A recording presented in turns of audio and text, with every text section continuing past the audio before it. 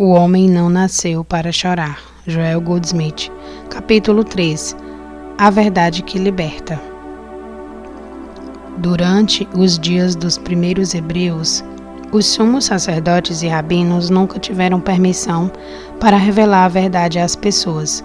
Por isso, houve um longo período em que ninguém teve acesso à verdade, exceto os poucos que alcançaram um grau suficiente de consciência espiritualizada para poder compreendê-la.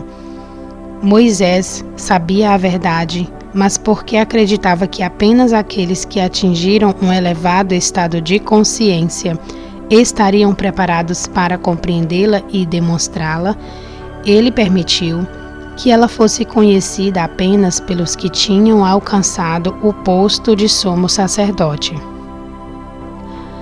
Era convicção de Jesus, no entanto, que a verdade fosse dada à humanidade. Ela deveria ser revelada para que todos fossem livres, porque conhecer a verdade liberta completamente de limitações físicas, mentais, morais e financeiras. Ele, portanto, andou pela Judéia e ensinou nas sinagogas, nas vias públicas, na beira da praia, nas montanhas e nas planícies, onde 2 ou mais se reunissem para ouvi-lo e ele pudesse revelar a verdade a eles. Jesus foi crucificado por contar a verdade, assim como em todas as gerações, aqueles que ousaram dizer a verdade sempre sofreram crucificação, se não uma crucificação externa, ao menos uma figurativa. Homens de poder têm medo de que as massas saibam sobre a verdade.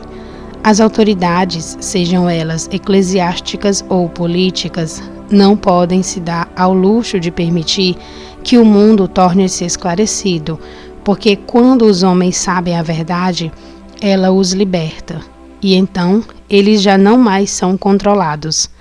Por conseguinte, para garantir que o controle seja mantido sobre as pessoas, é necessário mantê-las na ignorância da verdade.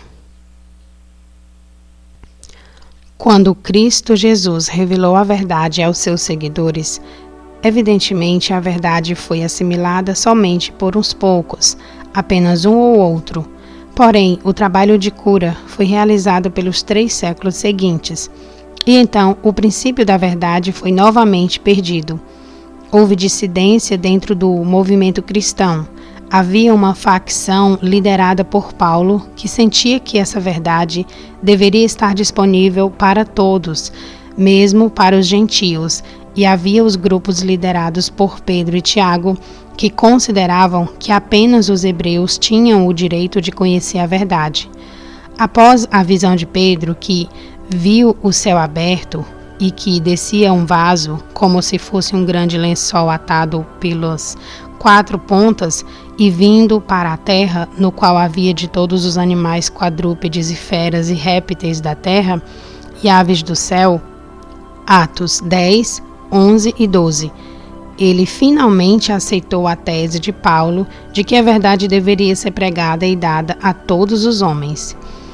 Foi essa dissensão interna mais a perseguição de fora que começaram a enfraquecer a fé e entorpecer a consciência daqueles dedicados à verdade, e então novamente ela desapareceu da face da terra. A cada homem abre-se o caminho. Ora, o homem natural não compreende as coisas do Espírito de Deus, porque lhe parecem loucura, e não pode entendê-las, porque elas se discernem espiritualmente. 1 Coríntios 2 e 14. Por sua humanidade, o homem nunca pode receber a verdade, não até que ele se eleve acima da sua humanidade, até que ele tenha o Espírito de Deus habitado nele, até que ele possa discernir a natureza da verdade. Enquanto isso não ocorre, a verdade parece ser uma tolice para ele. Portanto, em cada abordagem sobre a verdade revelada, o primeiro passo necessário é desenvolver a consciência até o ponto em que ela possa receber a verdade. O leite da palavra é dado aos bebês, a carne da palavra àqueles preparados para recebê-la. mas que o céu nos ajude se tentarmos dar carne aos bebês. Tais bebês tentarão nos crucificar. Inocentemente, é claro, mas uma faca nas costas é tão perigosa enfiada por inocência quanto por premeditação. Não foi a crucificação realizada por aqueles que ignoram a verdade? A própria verdade é uma só. Mas há muitas maneiras de se chegar a essa verdade. Uma pessoa pode alcançar a verdade através de uma religião em que exista muito pouco da verdade, mas com tanta devoção que, em última análise, possa elevá-lo à verdade. Essa é, talvez, uma das maneiras menos satisfatórias de alcançá-la. Então, há o modo de alcançar a verdade através da mente, usando a mente como um instrumento através do qual finalmente se atinge a realização. Alguns até tentam alcançar a verdade através da obtenção do controle do corpo, o Hatha Yoga praticado na Índia hoje. Mas, no entanto, que se tente alcançar a união com Deus, seja através de yoga física, yoga mental, yoga de serviço, yoga de devoção, ou a maior de todas, a Raja Yoga da realização espiritual, todas as estradas conduzem, em última instância, à verdade. Hoje nos é dada a oportunidade mais incomum que já foi dada ao mundo em qualquer idade, a oportunidade inestimável de se trabalhar através da mente para o espírito, passando de uma compreensão intelectual da verdade ou discernimento espiritual. O problema vital para cada pessoa é encontrar a abordagem mais aceitável para o seu próprio estado de consciência. É da minha convicção que nunca haverá uma abordagem que satisfará as necessidades de todos, porque todos nós somos estados e estágios diferentes de consciência. Todos nós temos origens diferentes e certamente nossas experiências anteriores à nossa chegada neste plano terrestre de existência foram diferentes. Não podemos, portanto, todos atingir as alturas por meio da mesma abordagem. Por esta razão, então, uma vez que a vida religiosa é tão sagrada, cada pessoa deve aprender a entrar dentro de si mesmo e rezar por luz e orientação para que ela seja guiada para seu caminho particular. E quando ele lhe é revelado, a esse caminho deve ser dada toda a oportunidade de se realizar nele. Não se deve ir de caminho em caminho, exceto sob orientação divina, porque existe dentro de nós algo que pode nos levar para casa se continuarmos a seguir nossa guiança. Se ouvirmos nosso vizinho ou seguimos uma abordagem popular ou alguma linha que fez milagres para outra pessoa, não estamos realmente sendo divinamente guiados. Nós apenas somos guiados divinamente quando algo dentro de nós diz: quer você se volte para a direita, quer para a esquerda, uma voz atrás de você lhe dirá: este é o caminho, siga-o. Isaías 30:21. Não diz nada sobre o seu vizinho ou qualquer outra pessoa. Tudo o que se diz é: siga-o. Por 13 anos antes da minha primeira experiência espiritual, busquei na ignorância, não sabendo como procurar. Foram anos de caos interno e externo, mas sempre havia aquele impulso interior que me assegurava: há um Deus, e Deus pode ser encontrado. Tudo mais na vida era caótico, mas este princípio particular nunca vacilou. Há um Deus, e Deus pode ser encontrado. Cumpra-o. Então, em um dia específico, aconteceu e foi uma experiência de transformação.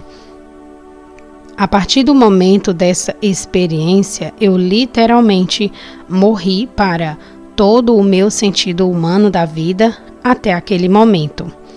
Todo o vestígio de ontem desapareceu e um novo modo de vida se abriu, com apenas uma lembrança ocasional dos dias anteriores. Eventualmente, fiquei sozinho no mundo, sem parentes ou amigos próximos e sem $1. E foi então que a nova vida começou. Esta experiência religiosa permitiu-me curar e provocar uma mudança em todo o meu ser, física, mental, moral e financeiramente. A partir de 2 dias depois dessa primeira experiência espiritual, as pessoas já eram atraídas para mim, precisando de ajuda, e embora fossem curadas, na verdade eles não ficavam melhores do que antes, exceto que elas atingiam um grau maior de harmonia material. Em outras palavras, elas não entendiam o que fez isso. Elas não sabiam como fazer disso uma experiência contínua e nem eu conseguiria ensiná-los, porque eu mesmo não sabia. E assim, minha vida tornou-se uma dedicação à meditação até o fim, para que eu pudesse aprender as leis subjacentes a essas curas. Eu tive que mergulhar dentro de mim para ver se o que trouxe essas experiências de cura poderia ser revelado a mim. Daquele dia em diante, minha vida tem sido uma série contínua de revelações espirituais internas, princípios específicos que têm sido alvo de nosso estudo. Não é suficiente um conhecimento intelectual de Deus como o todo.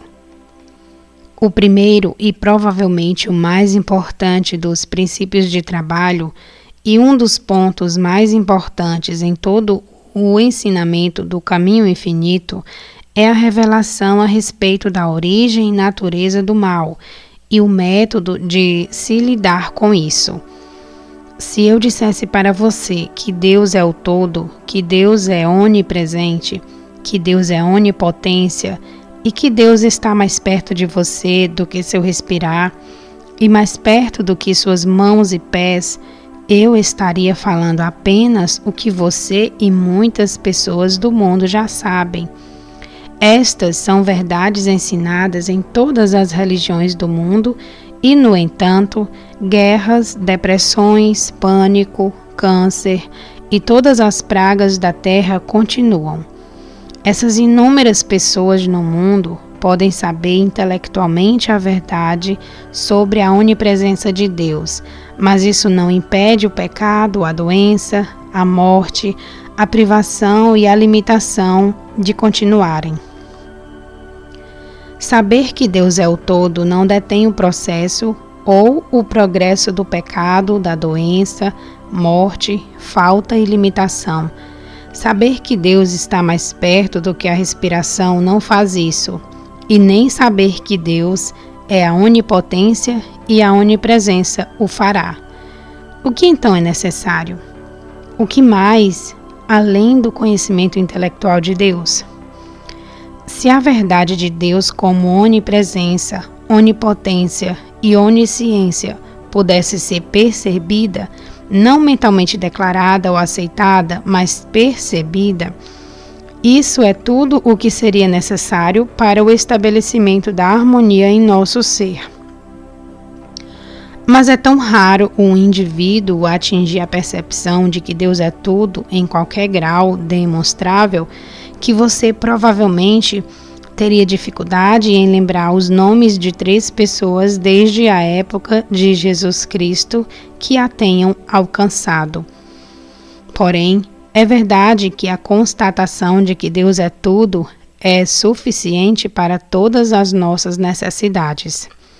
No entanto, como essa verdade da plenitude de Deus não foi realizada em um grau razoável por um número suficiente de pessoas no mundo, então deve haver algo a ser aprendido, algum princípio ou lei, ou alguma forma que nos permita realizar a totalidade de Deus e assim vencer o pecado, a doença, a morte, a falta e a limitação dentro de nós mesmos e dentro daqueles que se dirigem a nós. A origem impessoal do mal. Um dos mais importantes princípios que me foram revelados foi a causa impessoal e a natureza do mal. Todo o mal, independentemente do seu nome ou natureza, é impessoal. Isso significa que não foi seu pensamento errado que causou seu problema. Não foi sua inveja, ciúme ou malícia. Não a sua sensualidade, sua falta de gratidão, nem qualquer outra coisa. Nem um único assunto em você é responsável por qualquer um de seus males. Buscando pela causa do problema dentro de você ou dentro de seu paciente, você está ajudando a perpetuá-lo e torná-lo quase impossível de ser curado. O mal ou erro que está encontrando expressão em você, seja como uma doença, uma característica de caráter maligno ou um apetite falso, não tem absolutamente nada a ver com você. Não começou em você e você nunca irá destruí-lo. De fato, você nunca o fará. O mal tem sua origem em algo que, por enquanto, podemos chamar de mente carnal. Se o termo mente carnal não significa nada para você, pode chamá-lo de Satanás. Se esses termos não significam nada para você, então pode chamá-lo de aparência ou ilusão. O nome que você dá não é importante. O importante é saber que o mal, seja qual for o nome ou natureza, decorre de uma fonte impessoal, universal. A menos que você possa separar o mal do indivíduo, separá-lo tão completamente que mesmo que você visse um homem roubando uma bolsa, você ainda poderia dizer a si mesmo: graças a Deus, eu conheço você e sei que não é um ladrão? É a mente carnal que está por trás disso. A menos que você possa fazer isso, não há a mais remota possibilidade de curar alguém. Se você é confrontado com um caso de câncer e está tentando acreditar no ciúme, ódio ou sensualidade, ou qualquer outra condição ou circunstância como causa, você tem muito pouca esperança de sucesso como curador. Mesmo se você curar alguém ocasionalmente, tal cura provavelmente ocorrerá mais ou menos acidentalmente, ou então por você se apegar a alguma declaração absoluta da verdade que o fará se elevar acima de suas próprias crenças. A verdade é que não há qualidades humanas que causem câncer ou qualquer outra doença. Os cânceres foram encontrados em bebês recém-nascidos e certamente não há nada de odioso, sensual ou ciúmes a respeito deles. E além disso, existem homens e mulheres acentuadamente bons no mundo que sofreram de doenças graves e que nunca conheceram o ódio, sensualidade ou ciúme em medida significativa. Você deve neutralizar cada necessidade instantaneamente, percebendo que ela tem sua origem em uma fonte impessoal. Se você chama isso de mente carnal ou de aparência, não faz a menor diferença. Mas seja lá o que quer que você faça, certifique-se de que entender que isso não está em seu paciente, ou em seu aluno, ou acima de tudo, em si mesmo. A razão pela qual você pode ter essa garantia é que Deus constitui sua identidade. Seu nome é Eu. Quando você se chama de Eu, isso é evidência disso. A única maneira de você se identificar é como Eu. E esse Eu é sua identidade, mas esse Eu também é Deus. Esse Eu não tem qualidades ou propensões malignas. Sim, é verdade que em alguns momentos você e eu podemos nos sentir assediados por um pouco do mal desenfreado do mundo. Podemos sentir-nos odiados ou invejados, ou mesmo sermos tomados por pensamentos perversos. Mas isso é apenas uma parte do mesmerismo, hipnotismo universal, e não devemos nos condenar por isso. Isso foi retirado do campo energético coletivo e não tem relação conosco, porque no momento em que sabemos que nós somos esse eu, sabemos que não temos qualidades, propensões ou características do mal, e qualquer uma dessas coisas que parecem ser parte de nós são apenas a projeção daquilo que chamamos mente carnal ou Satanás, o que significa a fonte impessoal do mal. Todo o mal vem da crença em dois poderes. Quando você chegou a este ponto e pôde entender isso, metade da sua batalha já está ganha, mas apenas metade. O próximo passo é uma pílula amarga de engolir, porque agora você deve reconhecer que São Paulo cometeu um erro grave, um erro que ajudou a nos manter presos e tem sido fatal para o mundo. Ele sofreu por anos, tudo por causa de sua conclusão errônea em relação à mente carnal. É verdade que ele impersonalizou o mal. É verdade que ele não culpou quem quer que fosse por seus problemas. Ele não disse que eram por causa dos romanos, dos gregos ou os judeus. Ele sabia que era a mente carnal. Mas o que ele não sabia era que a mente carnal não é uma inimizade contra Deus. A mente carnal é o braço da carne, um nada. A mente carnal é uma crença em dois poderes, e em qualquer lugar ou em qualquer extensão que exista a crença em dois poderes, existe a mente carnal. Algumas pessoas são menos hipnotizadas por essa crença do que outras, mas não há na Terra quem seja completamente livre da crença no bem e no mal. A liberdade total vem somente após a ressurreição. Aqueles de nós no caminho metafísico, no entanto, já estão em alguma medida fora dessa crença no bem e no mal. Mas, por exemplo, provavelmente há poucas pessoas entre as que estão a ler este livro que responderiam imediatamente a um chamado de infecção ou doença contagiosa, sem medo de sofrer o contágio ou a infecção. E isso, apesar de todos neste caminho já terem ido longe o suficiente para saber que, como somente Deus é o poder, a infecção e o contágio não são senão um aspecto da crença em dois poderes.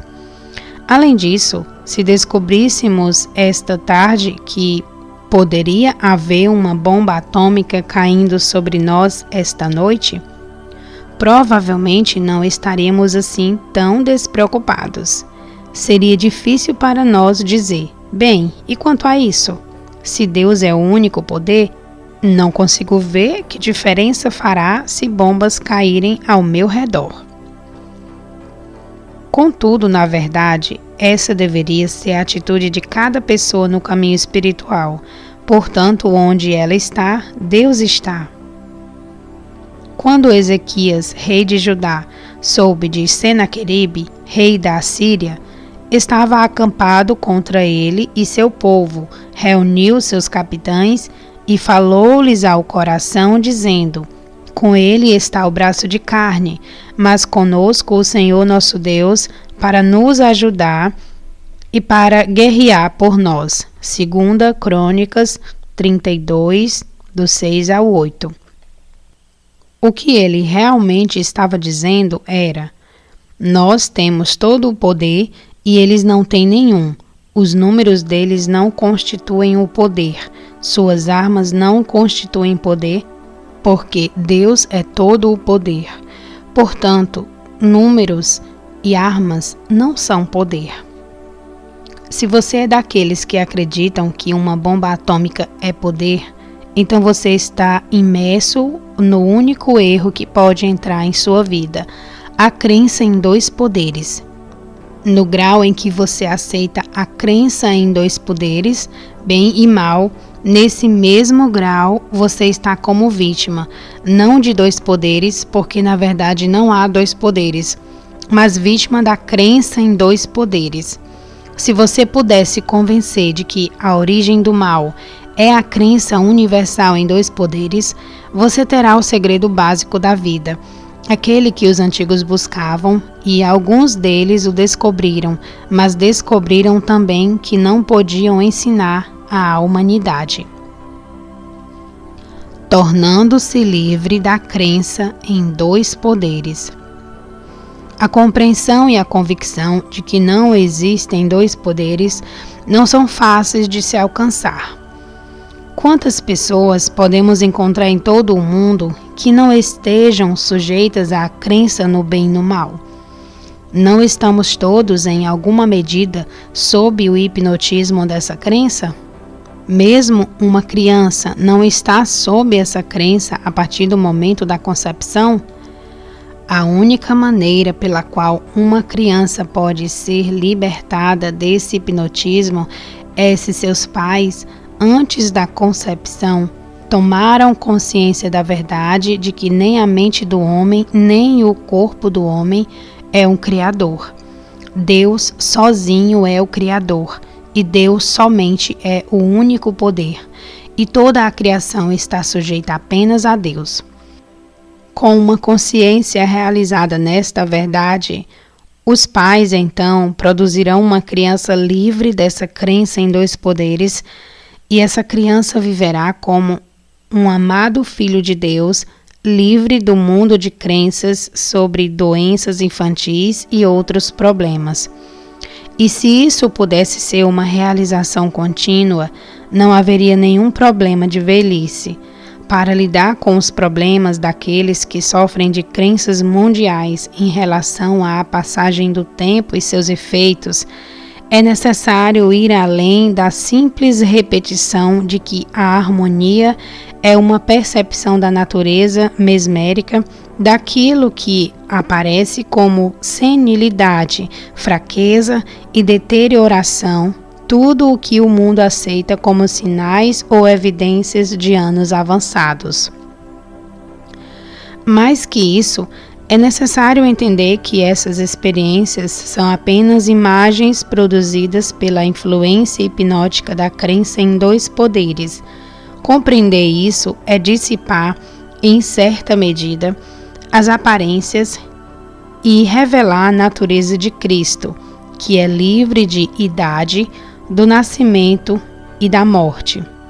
Qualquer aparência de idade, independentemente de ter 50 ou 90 anos, deve ser tratada como uma aparência mesmérica, sem fundamento em Deus, sem autorização ou ordenação espiritual e, portanto, não tendo por si nenhuma entidade ou identidade.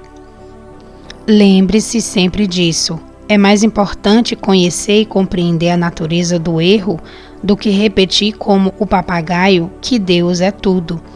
O mal existe apenas como uma crença em dois poderes, uma crença universal. Nunca sua crença, nunca minha crença, nem crença de qualquer coisa.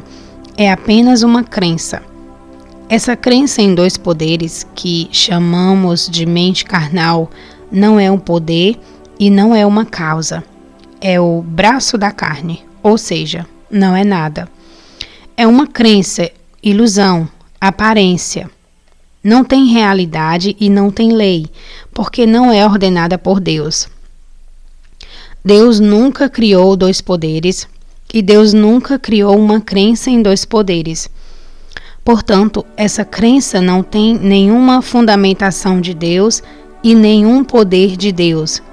Não é uma causa e nem tem alguma lei para mantê-lo ou sustentá-lo. Tudo o que é necessário para ser livre da crença em dois poderes é conhecer a verdade. E a verdade, a saber, é o que Deus não criou, não foi feito ou empoderado.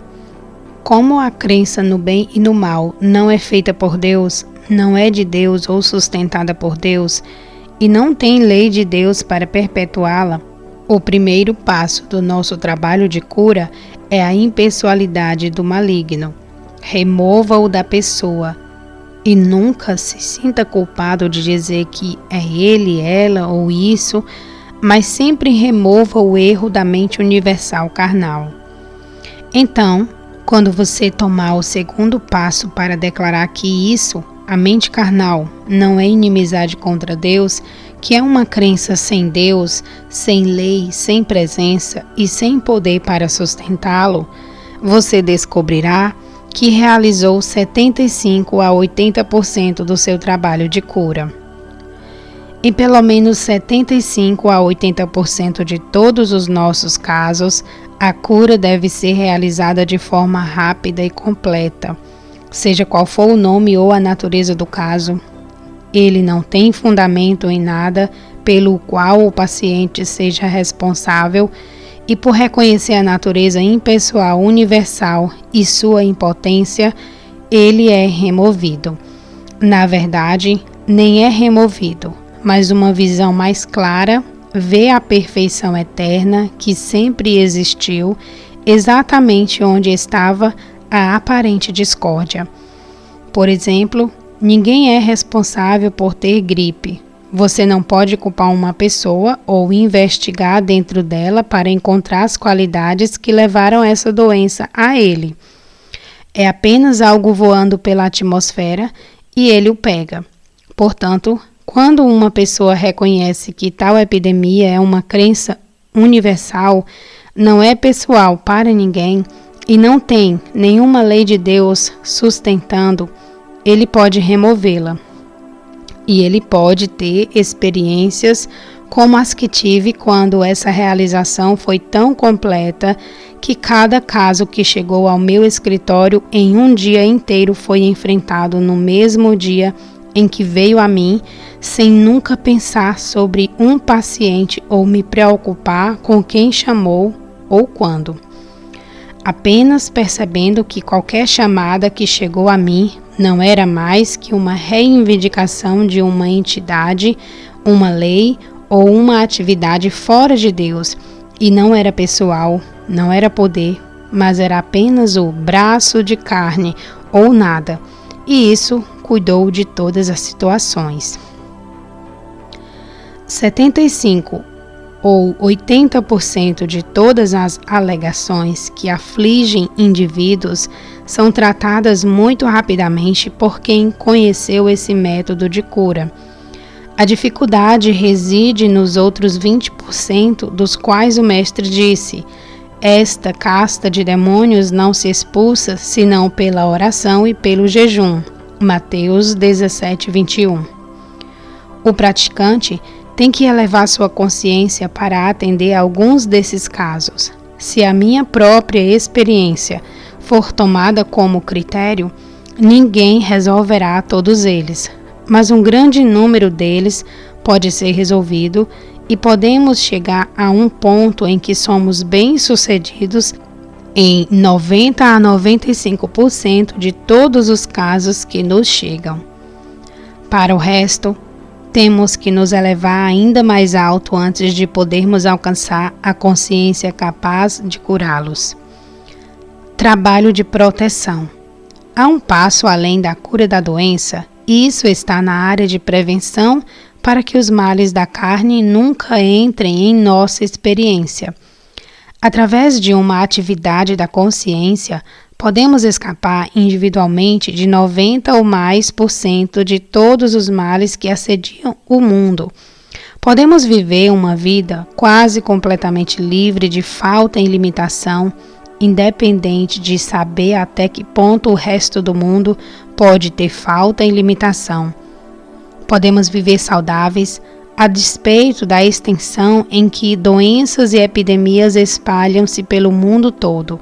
Nenhuma dessas coisas se aproximará da nossa morada, mas essa liberdade só pode ser demonstrada pela compreensão e aplicação de princípios específicos. É isso que chamamos de trabalho de proteção. Não que nos protejamos de qualquer pessoa, raça ou religião, ou que nos protejamos de quaisquer pecados ou doenças. Muito longe disso. O significado de trabalho protetor está em se proteger da aceitação dessas crenças universais. Você aprenderá que você acorda todas as manhãs para este mundo, o mundo governado por leis da matéria e leis da mente, todas baseadas em dois poderes. Você deve se retirar conscientemente desse mundo de dois poderes. Saia e mantenha-se separado. Não há poder fora de você capaz de fazer isso por você, mas a menos que faça isso por si mesmo, por meio de um ato de consciência, a vida continuará lhe apresentando problemas eternos de um tipo ou de outro. Você deve se livrar dessas leis humanas conscientemente e colocar-se sob a graça. E isso tem que ser feito todos os dias. Não há ninguém que tenha se tornado suficientemente avançado para omitir essa conscientização diária. Desde que eu sou eu, não estou sob a lei, mas sob a graça. Desde que eu sou eu, não há leis externas atuando sobre mim. Eu sou a lei e eu sou o domínio para este mundo. Esta é a verdade, mas se você não faz disso uma atividade de sua consciência, você não traz isso para sua experiência, então você não pode demonstrar, manifestar isso. Deus como ser individual, a impersonalização do mal na percepção de que não há pessoa sobre quem ou através de quem ele possa operar, e o nada de todo o mal, já que não tem nenhuma ordenação e fundamentação em Deus, esses princípios constituem a verdade que o liberta. Mensagem de gabinete. Para os esclarecidos, não há morte, nem separação, nem fim. A Nova Jerusalém está aqui e agora. Embora seja natural perder aqueles que fazem esta transição chamada morte, especialmente aqueles com quem tivemos laços estreitos e uma longa companhia, compreendamos a morte, para que nossa dor não seja muito longa nem muito profunda. Todo nascimento caminha para a morte, e saber disso deve nos preparar para essa experiência, principalmente quando se trata de nossos entes queridos ou nós mesmos. No nascimento não existe garantia para a duração da vida humana individual. Pode ser mais do que o tradicional, 70 anos ou muito menos. Isso é bem conhecido no nascimento. Então, por que devemos ficar chocados e chateados quando a morte ocorre? Quanto à própria morte, não sabe você que não há morte, que ela é uma transição, uma experiência que deve vir a todos?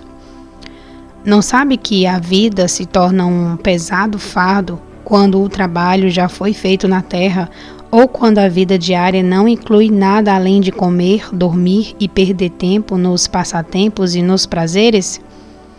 Não sabe que quando o indivíduo deixa de servir, doar e cumprir sua missão, ele já morreu, embora ainda ocupe espaço na terra? Não sabe que a vida é amar, e quando se deixa de amar, de dar, de compartilhar e de doar-se, a pessoa já morreu, mesmo que ainda continue visível para nós? Não sabe que quando não se aprende mais, a morte já chegou, mesmo enquanto ainda se anda na terra? Se todos os dias não se agrega conhecimento, sabedoria e poder à capacidade de viver e de amar, então já morremos. Não nos agarremos a outros, mantendo-os em escravidão para respirar sem finalidade ou objetivo. Em vez disso, que se permita procurar o país distante. Não se aflija, não sofra. Em vez disso, alegre-se de que uma nova experiência esteja prestes a começar. Uma que inclui maiores oportunidades de servir, aprender, dar e ser. A árvore que já não dá frutos está seca e pronta para ser cortada. O homem que já não dá o fruto do trabalho e do amor também é varrido. A morte não é realmente o fim da vida, mas sim o início da vida renovada. Alegre-se por perceber isso e abençoe o viajante em sua nova jornada. Liberte o viajante em sua partida, conceda-lhe a doce flor das memórias felizes e uma bênção para que ele migre para a terra prometida, o país distante, Nova Jerusalém. Eu conto com a sua ajuda, o seu apoio, através do seu comentário aí abaixo desse vídeo. Esse canal está sem a monetização há muitos meses e eu conto com a sua ajuda para continuar a mantê-lo. Até o próximo capítulo. Tchau, tchau.